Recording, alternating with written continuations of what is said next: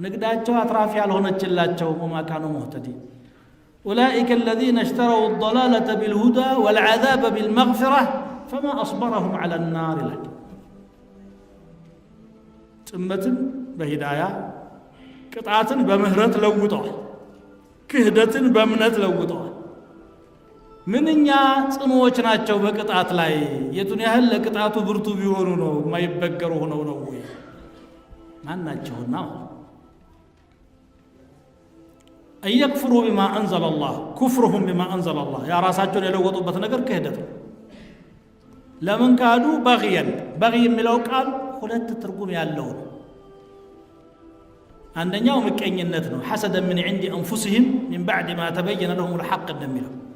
ሌላኛው ደግሞ ድንበር አላፊነት ነው بغى على فلان ማለት ወሰን አለፈበት በደለው ማለት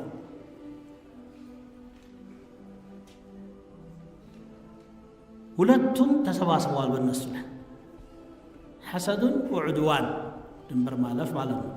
እንግዲህ በዚያ በኩፍሩ ብዙ ርቀት ሄዱ ሲመለሱ ግን ምን ይዘው ተመለሱ ሱብሃንአላህ فباءوا بغضب على غضب በቁጣ ተመለሱ የኳተኑለት ንግዳቸው ቁጣን አተረፈላቸው استوجبوا واستحقوا واستقروا بغضب على غضب ቁጣም ይገባቸው